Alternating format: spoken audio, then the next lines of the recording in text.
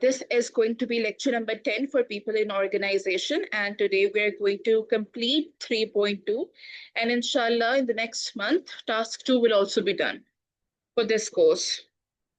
The 3.2 assessment criteria that says assess the effectiveness of different leadership styles for remote working. Here the command verb is assess, and whenever it comes, it means you have to work on the available information to make a judgment. That is, the points which are in your indicative content. And by the way, for this assessment criteria, we do have plenty of leadership styles, both in suggested evidence and in the indicative content. You are going to explain it first, then you are going to add the judgment and the counter argument or the argument against that judgment. That is your attempt, the command verb assess. The question is the different leadership styles for remote work. Now, leadership styles are for different organization types and structures, but specifically for remote working, we are going to study that. The question is asking about, start by explaining what leadership is and give the definitions of the main styles, that is autocratic, coaching, participative or democratic, affiliative, laissez-faire, etc. Link the description of the leadership to remote working, that is explain what remote working means and why leadership style matters in this context, since leaders cannot physically monitor, motivate, or communicate in the same way as in the office work. Because the main crux of doing this assessment criteria is to focus on the remote working leadership styles. Then assess the effectiveness for each leadership styles, which we need to explain how it works in a remote working, give the benefits, that is called the arguments for, give the drawbacks, that is arguments against. Then provide a judgment, that is how effective this style is for remote working. For example, pick a laissez-faire style. You're going to first explain how it works in a remote setting, then what are the benefits of laissez-faire leadership style, then the drawbacks, then the judgment, in which you are going to emphasize that how effective the laissez-faire style is for the remote working. Now we have to use a real and authentic SME, a small medium enterprise, if it is possible. Otherwise, you can just make up a general example just to clear up the scenario. Apply your points to a real small or medium enterprise in the UK that uses remote working. I chose UK this time. I was like, enough KSA and enough Bahrain. For instance, SMEs in IT, digital marketing, consulting, or creative industries. First, select the domain of the industries and then work on. Then evaluation, weighing up all the styles and make a reasoned conclusion, specifically judgment here, about which leadership styles are more effective for the remote working and why. If you choose one or more than one, you need to justify it. You're not just describing the styles, you're analyzing the impact in a remote context, showing both the aspects, that is, which we apply to SME, the drawbacks, the good points, and then judging their overall effectiveness. Now the main lecture starts, that is what actually leadership and why it matters in remote work. Leadership is the process of influencing and guiding people towards shared goals. Leaders set the direction, create the structure, motivate, and enable others. When we are in an organization, apart from any structure of it, we have a vision and a mission in our mind. Then we make the objectives and the steps which we try to copulate to achieve those objectives. They are the part of leadership styles. In remote working, leaders also shape how teams stay connected, make decisions, manage performance, and protect the well-being. Stay connected means how we're going to amalgamate together. Like if I'm in Pakistan, you people are in Saudi, things are connected by the leader, the main coordinator, the managers, and the boss. And then we take the decisions accordingly. Different leadership styles, that is autocratic, coaching, participative, affiliative, laissez-faire, produce different outcomes when staff are distributed rather than co-located, distributed in different parts of city and country as well. Definitions of common styles and practical implications are widely described in the management literature, like in the whole domain of the management studies. The remote context, what it means. Recent research and practitioner commentary shows the remote leadership can work well, but it changes the rules. How? For the leadership styles. Leaders must rely more on clarity, trust, structure, and visible support for the well-being. One size fits all the approaches perform poorly. Contemporary studies and reviews recommend adapting style to the situation, that is situational leadership. According to the situation, according to the scenario, you have to adjust the leadership styles, like the commodities and everything, and emphasize on deliberating the behavior to maintain the team connectedness and performance, because the main goal is to achieve the objectives of the organization and how the team is interconnected together. There is a link between both the parties. The first style is the autocratic, that is authoritarian leadership style. Leader makes the decisions unilaterally, issues instructions, and expects compliance. Expects the compliance. That is, you're only going to get the orders from them. No counter response by the respondents or the employees. Remote operation. The autocratic leader issues clear directives by email, meetings, and may use tight monitoring, that is frequent checkpoints, time tracking, communication is top down, that is everything is structured and supervised in this kind of leadership style when the setting is remote, in a way that the emails needs to be delivered timely, the assignments needs to be checked, the task needs to be delivered timely, like everything should be by the time zone. Plus point, speed and clarity. For the urgent or compliance critical tasks, that is quick decisions across distributed teams, if there is an urgency, we can make the Zoom meeting or WhatsApp call way too quickly. Useful when team members lack required experience or in crisis situation. That is, they are not confident enough to pursue further. So what we are going to do? We are going to give them the order so that things are better for us. Then the risk in this setting for the remote one, demotivation and reduce autonomy. That is, you won't feel motivated at all because you're only getting the orders and you need to fulfill it. Autonomy, you're not liberal at all. There is no liberty given to you. Remote workers who value the flexibility react poorly to heavy surveillance. That is, the people who are extrovert, this cause is really difficult for them. Excessive meetings or tracking to compensate for the distant destroy trust and increase churn. Very true. Most of the time, a person gets exhausted. Creativity and discretionary effort that is critical in knowledge work decline. If you are thinking out of the box and you have showed some sort of creativity, this is very true. This even happened with me. They can even reject the work because there are some personalities who really want to work diligently by their own thoughts and vision.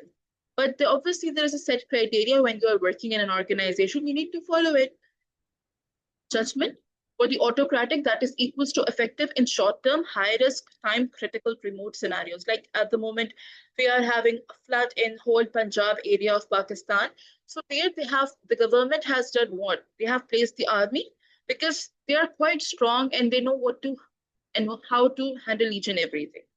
And it is for a short period of time, but ineffective as a default for sustained remote teams because it undermines the trust, ownership, and intrinsic motivation.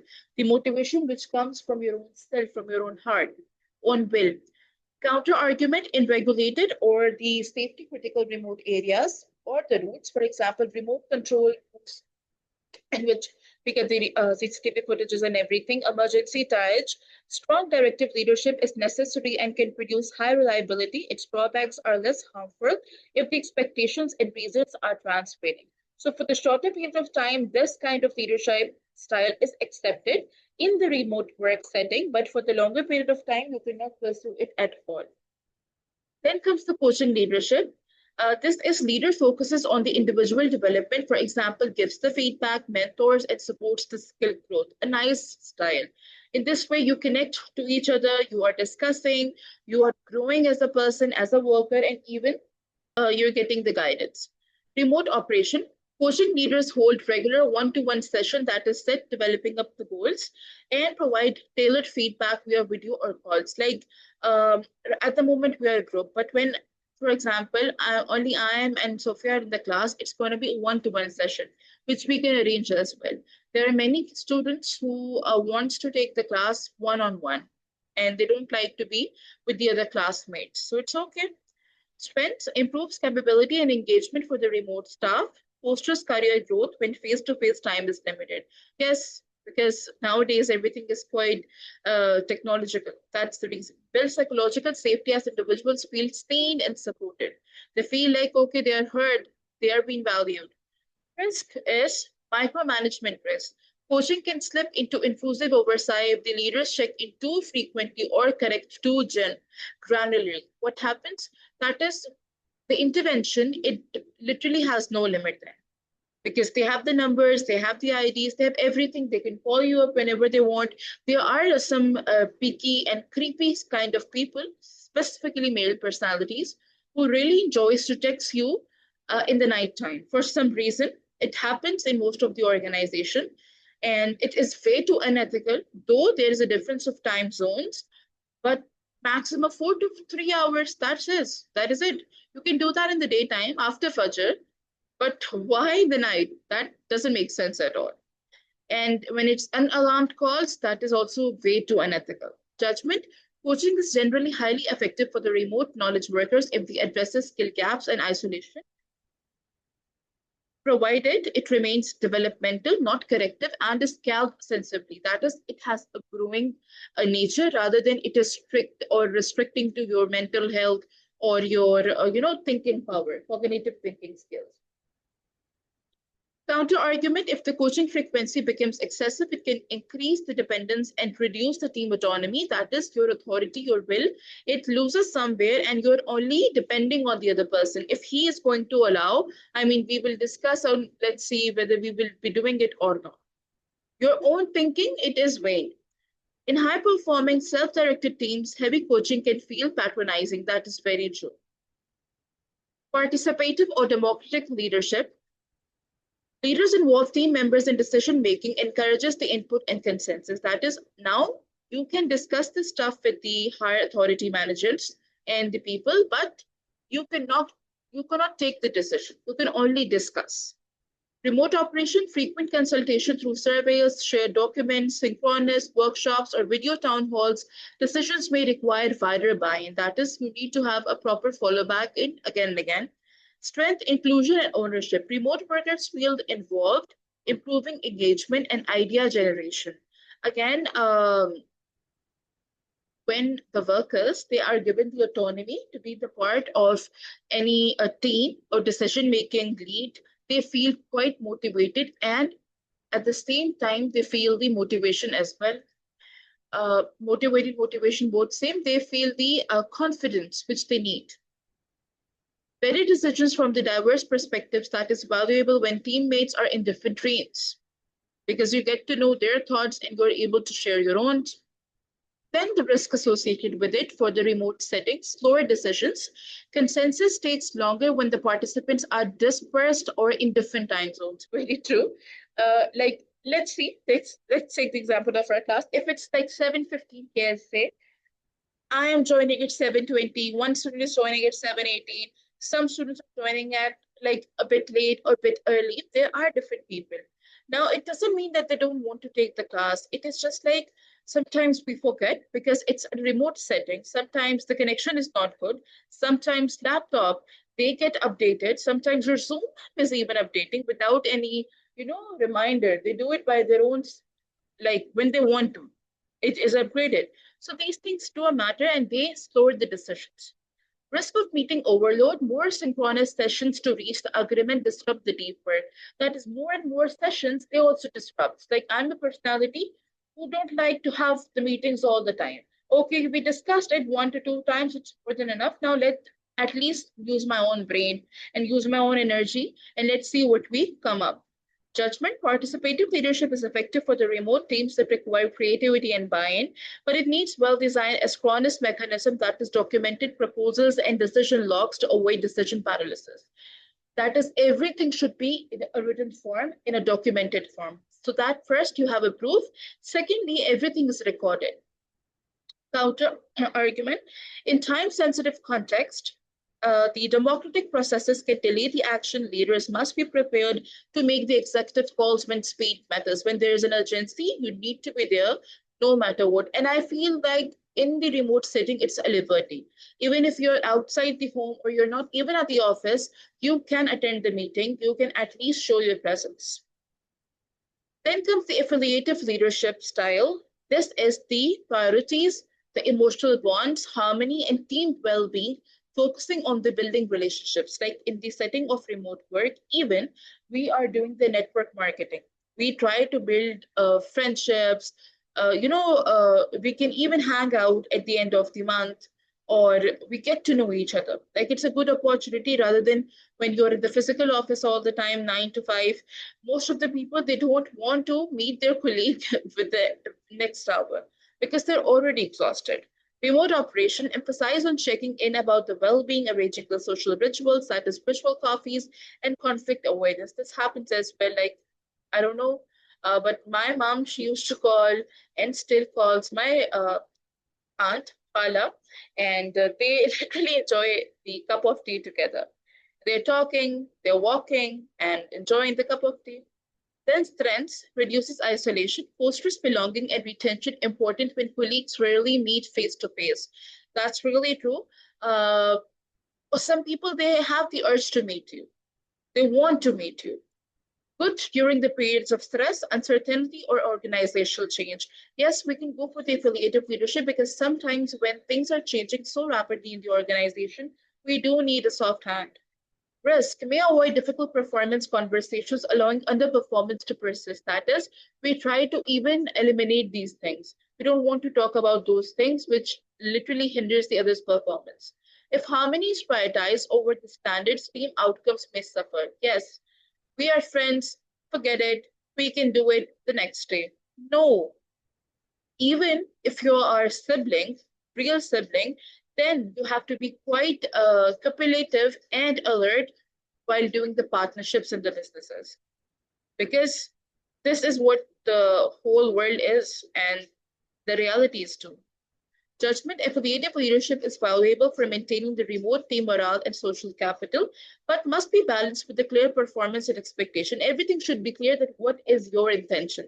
Sometimes in the corporate sector, even a remote setting as well, people try to be quite over with you. And I'm talking specifically the opposite genders. They feel like, okay, it's on the phone only, let's talk. No, you cannot. Please be professional and act professional. Counter-argument in startup or high-growth contexts where the input or the output is paramount, constrict and limited to the number, over-prioritizing harmony can impede necessary tough decisions. Sometimes you are bound to take the decisions which you don't want to. That wasn't a will, but because he or she is your friend, you are in the water then. Laissez-faire, the delegative leadership style, the very easy one. Leader is hands-off, which means they literally have no importance at the moment. The members, the employees, they take the decision mostly. Team members have autonomy to make the decisions. Whatever they want to, they can. Remote operation, teams self-organize, leader provides the resources and steps back. Like in restaurants, what happens? Small shops and the big restaurants, two owners are not in the kitchen. They're not serving the guest. The chefs, the head chefs, everyone is handling each and everything, the groceries. Only the owner, he is paying out the paychecks and just knowing whether the sales are going good or not. Rest of the things, everything is just given on the hands of manager. Strength, self-directed teams minimizes the meetings and maximizes the focus time. People grow in this venture of leadership style. It's the most innovation and ownership because you can take the decisions, you have the power to do whatever you want in the creativity sense. Risk, directionless. Yes, for the less experienced staff, lack of coordination across distributed members. Like this is what happened with the Kudo as well. They weren't dealing the consumers with the perfect respect and the proper management, and then the owner stepped in, and then things were resolved. Risk of isolation for the junior staff who need mentoring and feedback. Because again, if you're a newbie and you're in the very first time doing the job, you do need someone up like on your head to monitor, to guide you step by step. Laissez-faire works well with the mature expert remote teams that have strong norms and clear objectives. It is poor for the hawk or junior teams who need the structure. Yes, for the expertise, for the people who have experience, definitely this leadership style is good. But the one who are new in the industry, they need guidance, time. It's really difficult. Counter argument in creative or research and development context, the freedom can spur breakouts, breakthroughs. That structure the OSI might suppress. What happens here again? If we really want to go for the research and development area, we want to expert in some kind of field in the existing business or something new, then again, you do have the freedom, but you are limited to everything. There is a constraint. The financial freedom constraint is there still. Then comes the cross-cutting. Again, a transformational and situational leadership style, which is recommended approach in this scenario. Let's read it why. Transformational leaders inspired the shared purpose. Transformational leaders. We are in a, let's say we are in the corporate sector and we have one goal. Now one person is quite intelligent, the other persons are all okay, that they can work, but they need guidance. Now you can transform your skills into them. That is what transformational leadership style. The situational leadership style is following the readiness and task context, that is first step Blanchard. Contemporary evidence suggests leaders who adapt their style to the team and remote context perform the best. According to the situation, you can change yourself. This is a big skill which every person do not possess it. According to the situation, you can change the mood, the way you talk, the way you act. Assessment transformational behaviors, that is the vision, meaningful communication, recognition builds the cohesion and motivation at the distance because you feel like, okay, somebody is doing the effort, I need to take it. For the situation leadership, then it says diagnose the competence and commitment, then apply the directives, coaching, supporting, or delegating the behaviors, maps directly onto the remote team leads. Those, the new one, remote workers, the newbies, need more direction, coaching. Experienced workers benefit from the delegation. That is really true. The people who are new, they need time, they need space, and the people who are already existing one, they know everything. Research and practitioner guidance endorse the adaptive leadership as more effective in hybrid remote contexts than rigid single styles. That is, you're going in the office as well and you're doing the home work from the home as well. So what it is, you're going to use the dual leadership styles. Judgment, adaptive, situational. Leadership combined with the transformational intent is the most effective strategy for the remote teams. It preserves trust and autonomy while providing the right level of structure and social support. You're going to get the power of decision. Everything is going to be there, but still, according to the situation, you're going to change the scenarios. Counter argument: adaptive leadership requires skill and diagnostic ability, that is poorly executed adaptation, inconsistent behavior can confuse the teams. Training and reflection are required. Sometimes your boss or your leader or the one who is supervising the frontline managers, they are not sure about anything. And they put you up in a situation which makes the things very unfair. So you need to be vigilant for that as well. Because at the end, we can always discuss. Real UK SME example, Alison Travel applied inside. Alison Travel, that is the working UK, is a growing travel management SME that's scaled using a flexible remote model and emphasize team empowerment. That is, everybody is going to work as a united nation, not united nation, my God, as a united body. The founder attributes much success to leadership that supports the flexibility and staff empowerment, as it publicly advertises the flexible remote rules that is readily available to everyone. This real case illustrates how participative, empowering, coaching plus participative leadership's style supported the remote resilience and growth during disruption when there is a period which is disrupting a lot. And in a situation, in organization, you can use more than 2 or 3 leadership styles as well. It is not like that it is one organization, so one style. No. Even in different departments, you can change it. Application. As leaders use the inclusive decision making and empowerment to maintain service quality and attract the diverse talent, that is high female representation, that is what they concluded from the work.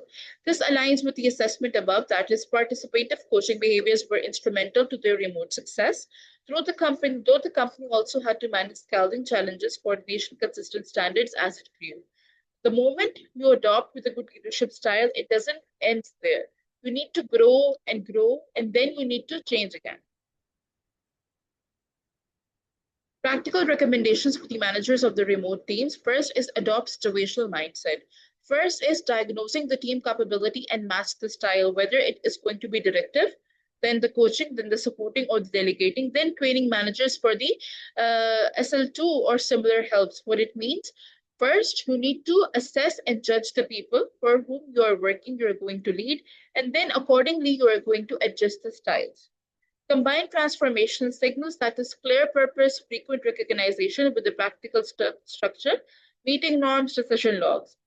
So whether let's say it's a laissez-faire leadership, you have the autonomy as the worker.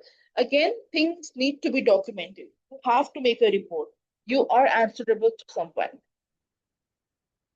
Avoid extremes, limit autocratic surveillance, and avoid laissez-faire abandonment. Abandonment, yes, both harm the remote cohesion. Very true. In the remote style work, you cannot opt for this because this will not literally pursue or make you as a good organization which is working remotely. So you have to be sure that what type of style you are opting for in the remote setting, other than the laissez-faire and the democratic one. Then prioritize one-to-one session, that is coaching and career conversation to reduce isolation and maintain development pathways. Sometimes most of the students, they like to discuss their IQA form, the assessment IQA form, once checked by me in the class. Few are confident enough to just discuss their issues in the class of 5 people, and few they request that we need to do it in the end.